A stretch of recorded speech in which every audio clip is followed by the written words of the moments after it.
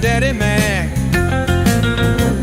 Dan's 30 years got our way, trading life and markets every day. Rusty's chained to the mines, digging deep day by day. But when Option Omega releases new features, he's free to come out and play. Option Omega, you're trading home, where every move makes you feel less alone.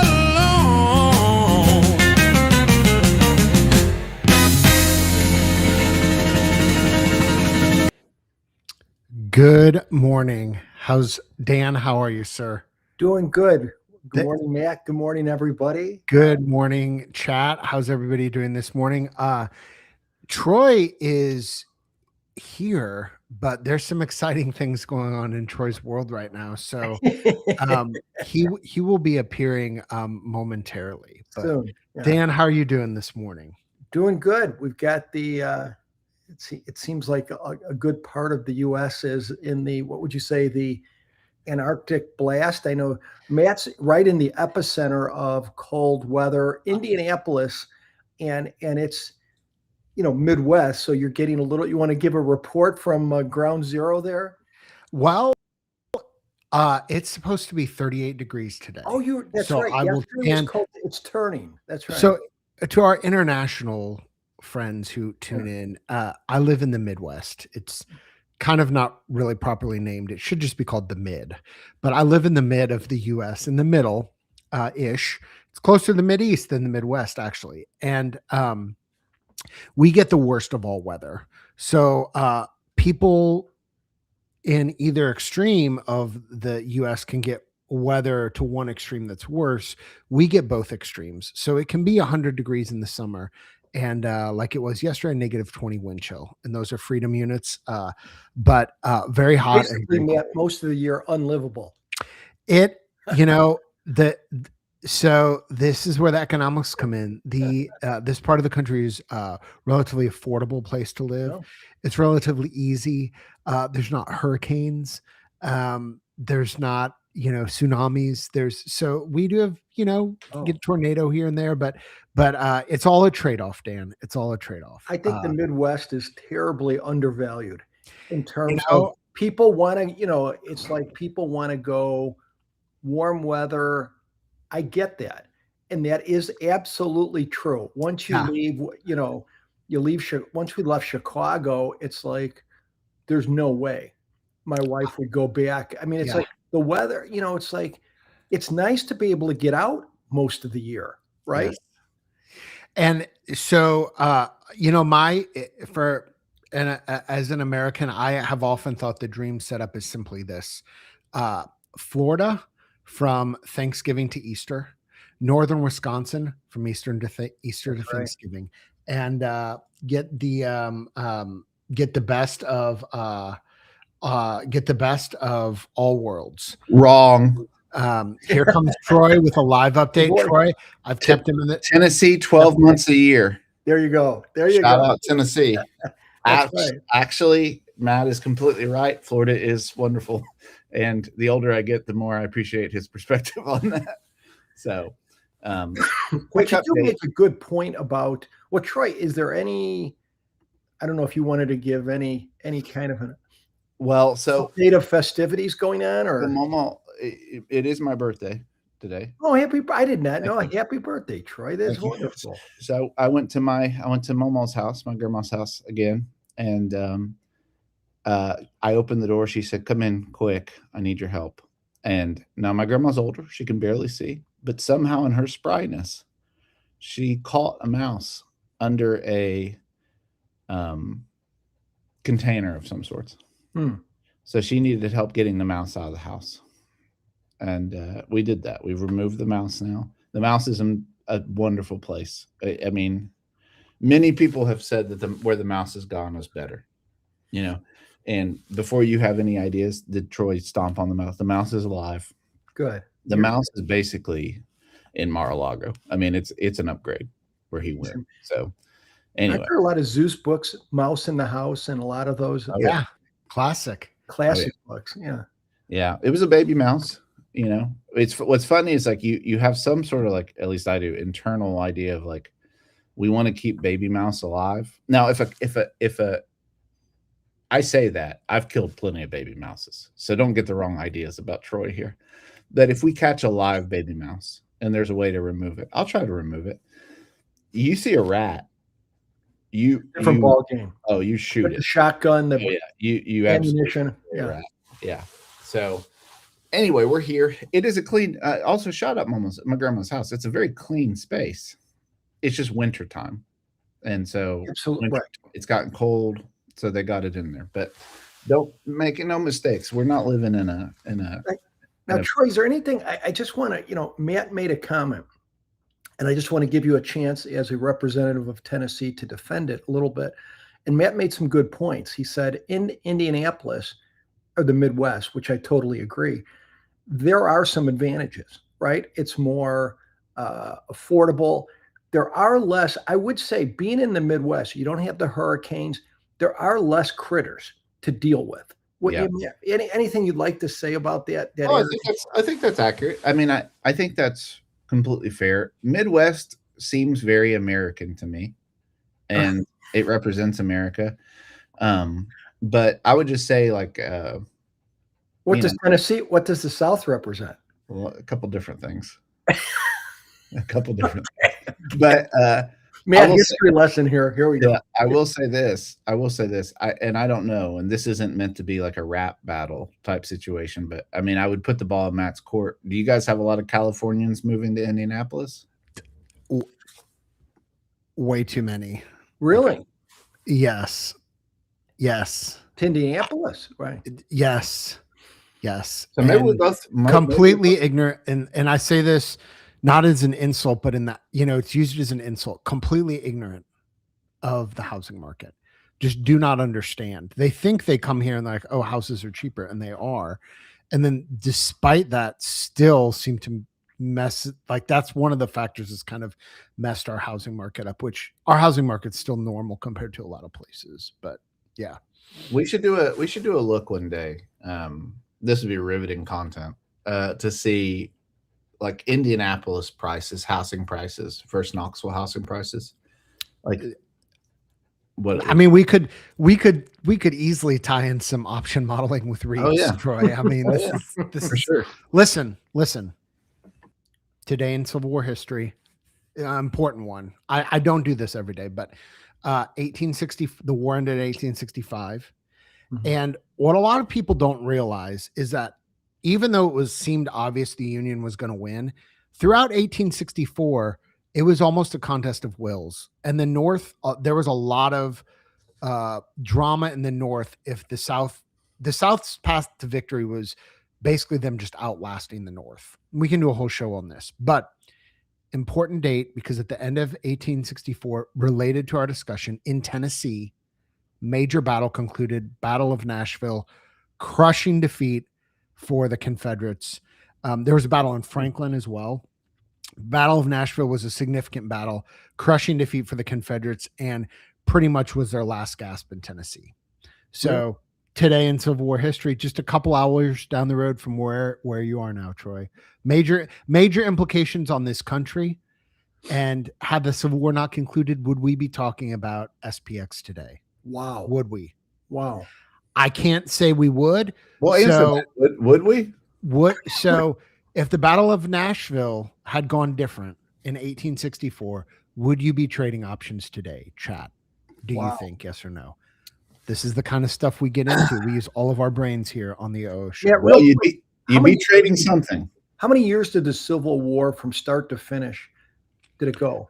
I mean, 5-ish. That's it. Like, so 5 years. It was not super long.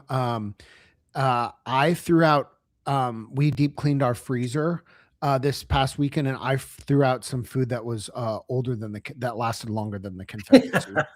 So I found a few 2017s in there, and so that was like 8-9 years. So that lasted longer in the Confederacy. Dan, quick question. Tom wants to know: were you trading in the pits in 1864? I was. We had Civil War pits.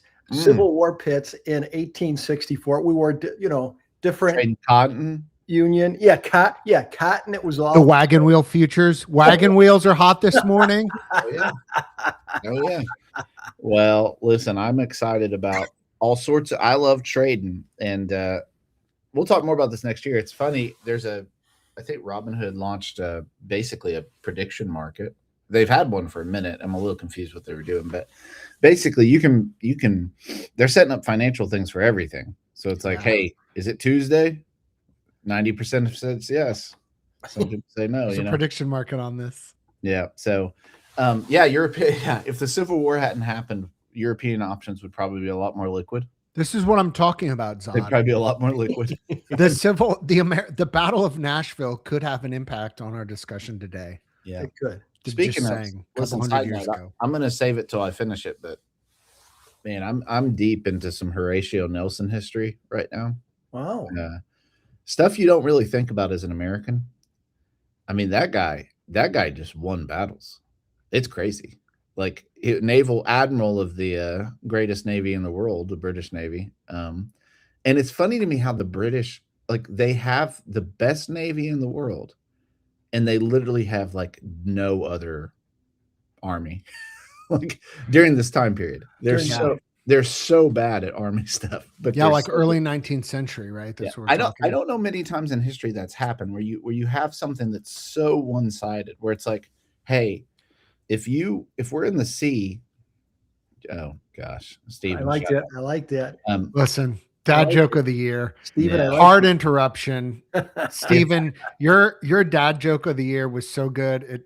You straight up stopped the show in its tracks. I was going to show one of Steven's tests today, but now I think, yeah, it just is interesting to me. I mean, you think about like American military stuff. I mean, again, not to brag, it's not about who cares about who has the biggest military stuff, but just factually we do. And we have the best everything in the world as far as killing people. We're Options market for sure. We're very good at killing people. And so we're very good. But you think about it, if it was like America, it was like, we're really, really good at the Air Force, but we have like 250 soldiers on the ground. It just like that type of dichotomy is so interesting. Right.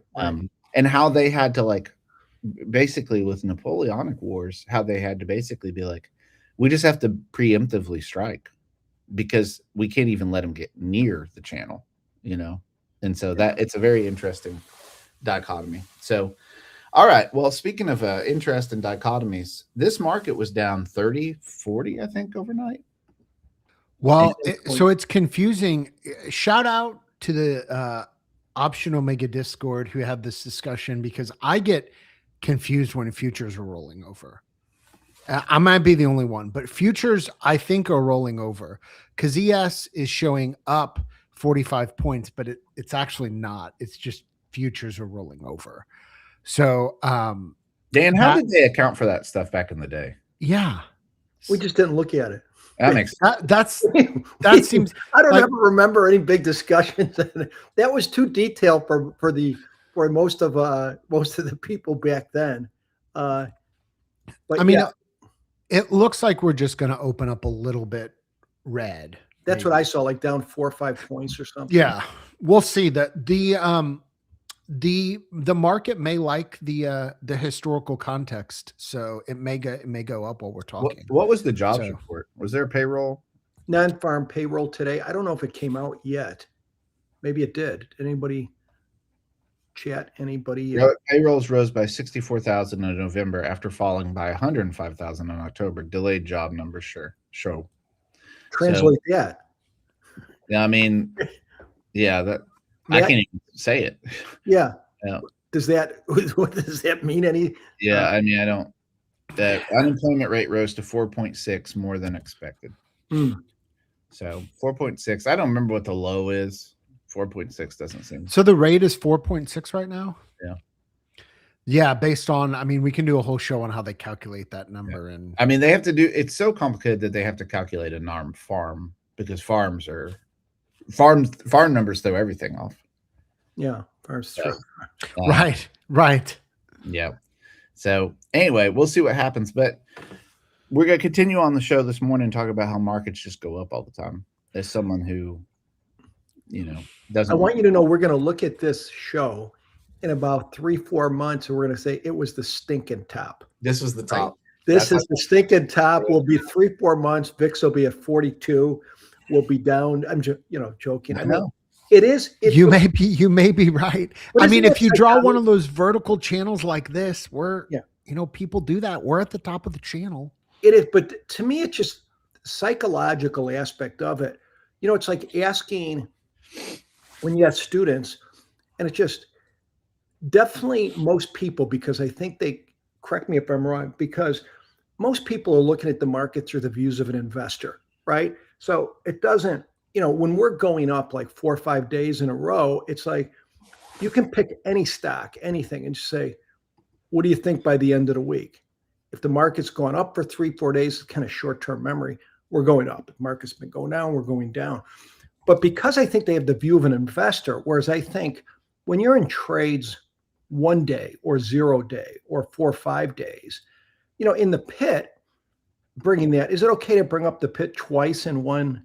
Is it okay? Twice in one? Okay. In the pit, I'm not saying people didn't look long-term or medium-term. And I think there's a place for that depending on your portfolio. But it was very contrarian, right? Because, when you're in trades you think about it, you're in DCs for a few days, right? Would you say average? What would be your average days in trade on a DC? 2 days, 3 days? Depends on what the short is. I mean, it depends on what the short is. Yeah, right? But do you care, like, if you're going to be in a DC for 3 days, do you care? I mean, you're focused on those trades, right? And making some money on those trades. You don't care in 2 weeks what, when people will look at this chart, I don't care, right? You're just looking this batch of trades. Yeah. For these 3 days, that's what's important to you. When you have an investor, they're looking like someone will say, I'm going to put a range bound trade on today. Well, the market's going to be going up over the next 3 months. I'm in the trade for 3 days. I don't care about, that's why I think the expected move, at least when people look at expected move, I think it gives them some sanity. Like from now till the end of the year, I think the expected moves about 200 points. Maybe I'm wrong. At least that gets your settings when someone says we're going up 800 points. Probably not. Could, but it's statistically, it's probably not going to happen. And I think at least using standard deviation expected move, at least gives you a feel, a decent idea of what's possible, right? Yeah. And listen, the VIX is still, I mean, I actually looked at some 30-60 day. I was just curious, some 30-60 day put debit spreads. And, with VIX at 16, 17, they're not a deal.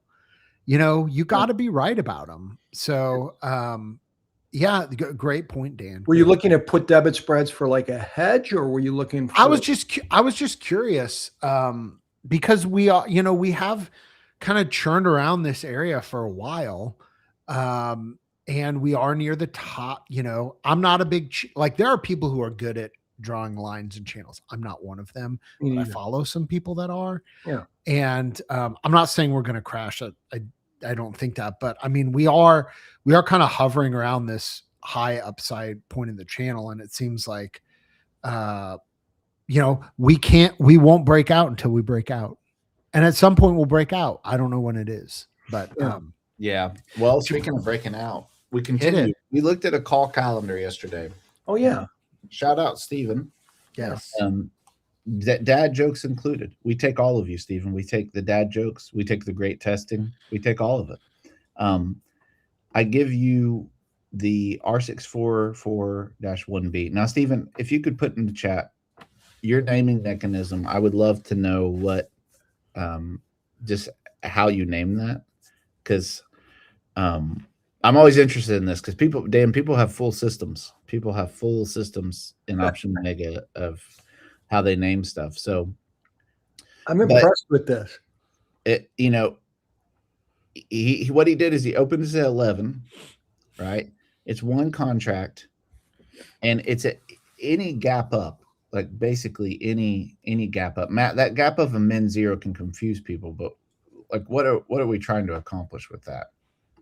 That it's just gapped up at all, a minimum gap up of zero. So if it's up. Yeah. And so what it shows, I mean, again, this is the thing that's super interesting to me about this idea is it's really dumb. Like it's not dumb and like it's a bad idea, but it's just not.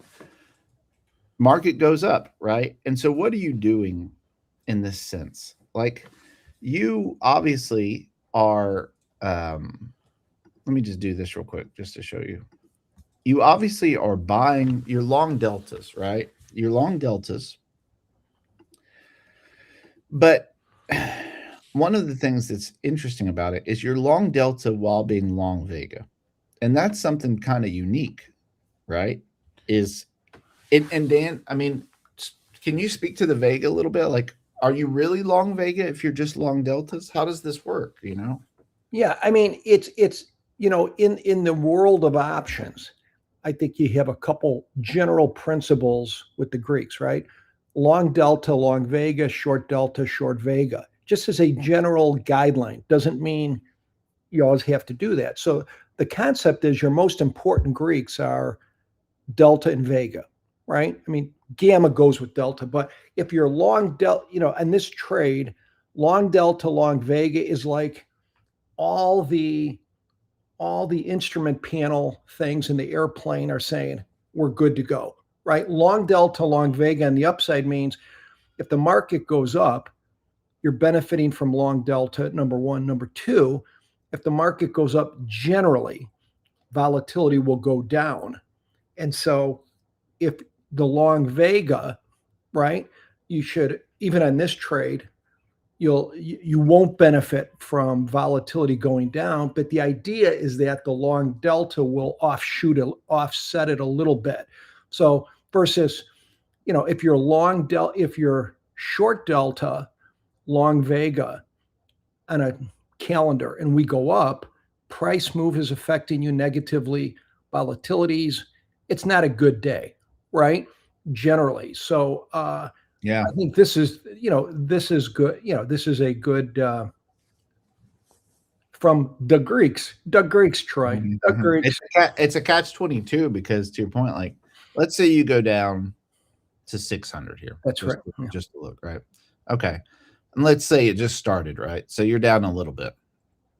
But as you go down, Vega's Vega. So you're going to get a little bit, right? Yeah. So maybe you're not losing as much money on the way down. Right. Okay. But there's a catch-22 to that. Because if it goes back up, you actually could lose more than what you had originally started at. So if you're starting at, 16, you could actually be here. So that's kind of the flip side of this is that it might buy you some time on any given day if Vega goes up. Yeah. But if Vega goes up too much because of a down move, you actually might need to get out a little bit quicker. Now there's different ways to test that. You could get out at call, you could get out at short long ratio. There's different ways to test this. Yeah. But again, the premise is pretty interesting to me in the sense of what are we doing? We're just buying deltas, but we're buying kind of couponed deltas. You know what I mean? Like you're buying delta time in a way than if you just had been a long call spread, right? You don't necessarily have. And the other thing real quick is you could, because it's 21 days, if it goes against you and there's 2 days to go, it's real, right? Game on, right? If you have a double calendar on and it's going decently past a short strike, you got to act.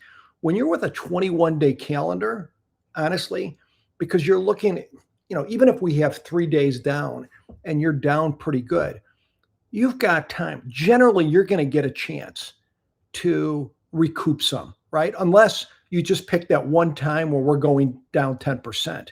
But I would manage a 21-day calendar a bit different. I'd be more patient than a 2-day or a 3-day because you're just running out of time. And I think you can be more patient. And the gamma is a lot less on a 21-day. So the deltas don't really move against you that, that quick. So it's a different mindset, right? Yeah. I mean, you don't need it'd be different rails, right? I don't, if you have a calendar and it goes near the break, this is a single calendar. So it's not like a DC where you're looking at going through the short strikes. Here you're looking at, okay, we're going past the break even. But I would be less impressed to act if we go under the break evens with 21 days to go versus 7 or 6. Yeah. It's a big difference in P&L generally. No, I think that's exactly right. And one of the things, I mean, we didn't talk about this, but Stephen removed the SMA, and so we're going to go back and forth and look, and what that's actually pretty interesting to me, because you're not even looking for you're just basically saying any update buy stuff, any update in the market. Yeah, any update in the market, just go long the market, and that's pretty interesting. I'm running a test right now to see if we mirrored that 10 o'clock entry point, but with a 50 delta SMA, what that looks like. No doubt probably Stephen's already tested this, but just to show you. So again, I mean, much to my annoyance, the market does go up. I just think it's an interesting idea. And obviously you can go through these waves where you have a massive drawdown. Yeah, I mean, so Stevens outperforms it. Don't even wait for the 50 delta, or sorry, the 50 day. Don't even wait for the 50 day. Just buy one on any up move. Tom says, because it's a daily trade, Troy is just averaging down up if spot moves. It's different to a single trade. That's right. I mean, you're kind of just moving along with the market. That's the thing that's interesting about it.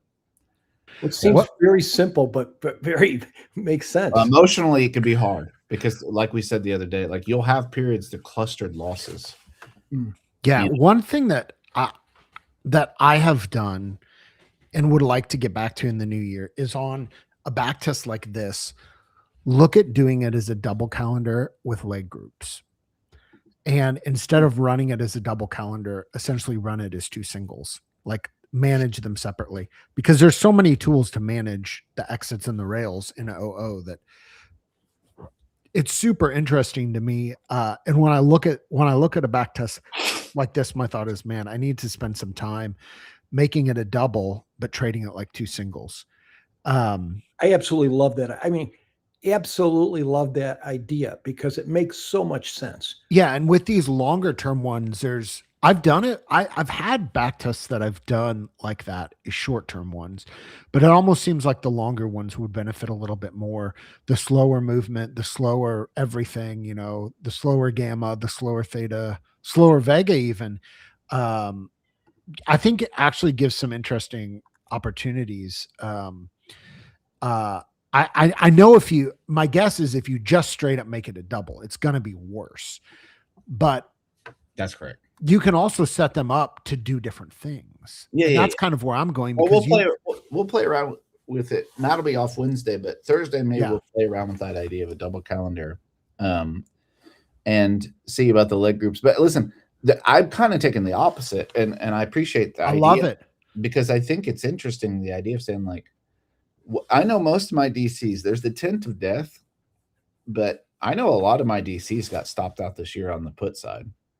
And, it's an interesting dichotomy to see what happens if you were just layered up with much more call calendars than put calendars on any given day. Not do put calendars, but just have more call calendars on than put calendars. Well, in an up year, I mean, not meaning to start we talked about the Civil War today, Matt brought, and not trying to bring up a civil war between debit versus credit in the community. Yeah. But when you look at, if you have an up year and you're talking that it does well, the yields on a calendar, right? Yeah. Are going to absolutely smash, right? The yields on a short put or put credit spread, it's just because they eat up more margin. It's not because they're better. They just eat up more margin. So, I mean, you could have some crazy yields because on these directional calendars or directional butterflies,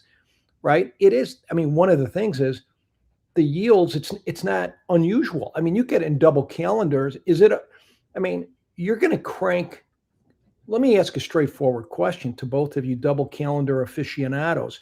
But how many on double calendars would you say maybe 10 to 15% of them, right, when they win, you're making 40%? Yeah. I mean, I could go back and look. 10% of the winners are big winners. Is that what you're saying? Or what percent would be over 30% of the winners? I mean, I could look and figure. It depends on the trade. It's a good question. I don't think. Well, my point is, that's a pipe dream in I'm going the world of credit spreads. Yeah, and say no. Yeah, exactly. Yeah, I would agree with that. But yeah, I mean, to your point, you can certainly have outsized winners. You can have outsized losers as well, but you can have outsized winners in a way that when you're selling a put, you know what your max gain is. And if it's a spread, you know what your max loss is as well. But with calendars, it's just not that, or diagonals, it's just not that, like to your point, it's not that way. It's the yield. I mean, I just think about like, in the world of DCs, you could have 11, let's say you break even for 11 months, right? Yeah. You still have a shot. If that last month, that's right. You could be up 40% for the year. That's what happened actually last month, is that it was a couple really ugly weeks, or not really ugly. I think I was kind of treading water for a couple weeks, and then we had 1 week that was just gangbusters. And it was one of the best weeks of the year. I think I'd have to go back and look, but so that I've sized up too. So 1 week can have a significant impact on your year. This is true. And that is one of the things about automation that has really helped is remove those mental times when you think maybe I shouldn't trade this week. Unless I have a rule that says I shouldn't trade, I trade. The only exception is if I go out of town, sometimes I'll take them off. I won't trade, not because I don't trust things. I don't want the mental space of even thinking about. I just want a total vacation. Other than that, yeah, there are weeks, and this is also has to do with test setup as well, because Option Omega has changed so much, and we've added so much to the backtester. 2 years ago, I would say nearly all the backtests I had, Troy, that I saw, Troy, let me know if you disagree, but all of the time spreads that I saw people share had profit targets. And now only some of them do. I would say less than half. And I think that's because it's become common knowledge at this point that the biggest winners are usually not profit target tests. They're a couple times a year when you get some crazy timing, and like in April, or like we had one last month, we had one like 2-3 months ago where the tests just go berserker. And if you take those winners out and you don't let them run, that can really have an impact on your overall returns. Long gamma, yeah, for sure. I mean, I think really long gamma stuff, you want gamma to put, I mean, I really try to think about it in terms of Greeks. A wise teacher, Dan Sheridan, taught me more or less to try to think through trades as if they were flights. And I'm going to butcher this analogy, but Dan had the thing of basically like when you're flying an airplane, when you're flying a small plane, you fly it by sight, right? But the more complicated licenses you get, they're reading their instruments. They're not looking outside, and I think the Greeks are the instruments of a trade. And so rather than look at something and say, well, the profit target, I win a lot more. I think the way you look at it is to say, well, if your instrument's long gamma, basically that's built into this idea that you have room to run, and it makes sense to let it run. Yeah, it's to the point. I just see a comment in here. I posted in the Discord yesterday a low performing DC, low performing in the last 30 days, and I just found this. This post, and if you take out the biggest 3 winners, for whatever reason you skipped them or whatever, that's going to have a big impact on the trade. And I love this post, by the way. Shout out to you, Tom. This is a great post, but it looks at the time frame of this trade in 30 days, 90 days, and year to date. And just zooming out, like there's a whole field of study about sequence of return risk, out of sampling. And I'm not an expert on these statistical concepts, but for sure, if you have a trade that has to have big winners and you cut the big winners short, that's right. That's right. It changes the whole thing. That's also true of hedges, which again, we're going to have hedge week. We're going to have a hedge month at some point on the show. But Troy, this is a fascinating test. Shout out to the community, the OO community, bringing it as always. Great job, guys. Yeah. Well, listen, I've got a bunch of birthday parties to go to, and one of the birthday parties I've got to go to is another show, because as a reminder, at 12 p.m. today, Navigation Trading Show will be on. We're going to look at three different strategies actually today. So kind of digging in a little bit more. It's fun. This is kind of the fun part of my job is I get to talk to smarter people than me all day long about how to trade. And man, I've poached Dan. I've just absolutely just poached Dan through the years. So shout out, Steve. We'll see you guys at 12. And then reminder, and I will say this, we have let me do this real quick. We have a party coming up Tuesday. Next Monday. Oh my gosh, this is Monday. Yes, it's this coming Monday. How long is this, Troy? It's gonna be 4 hours, man. Is it actually 4 hours? Yes, 4 hours. What are the hours? What time? Chat, drop a comment if 4 hours is not enough or too long. Let us know. 12 to 4. It's a live Trades of the Year show. Okay. We're going to talk about all sorts of different things for 4 hours. And Matt, listen, shout two things. Wait, we need your test. So if you have a test you want to submit for test of the year, I'm telling you, don't be shy. Like I talked to some shy people, like it's okay. We'll anonymize it. It doesn't matter. You don't assume that everyone's going to have a 700 MAR test year to date, right? It's okay. Show what you got that you want to share. Obviously you don't have to share, but if you want to share it, well, we're going to have prizes.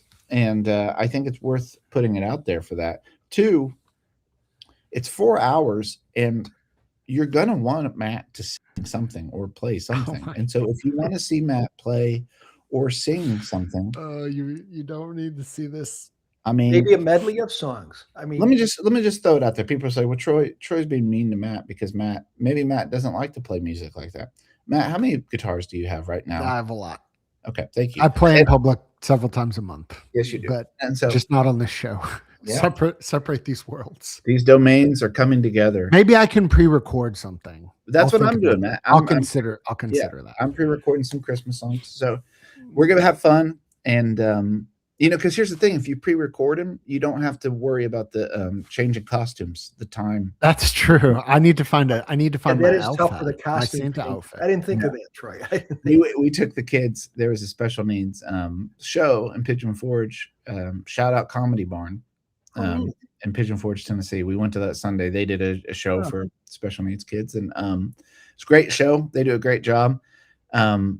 But man, those costume changes are a real thing. It's impressive to watch people change costumes that many times in an hour. As someone whose wife would say doesn't change costumes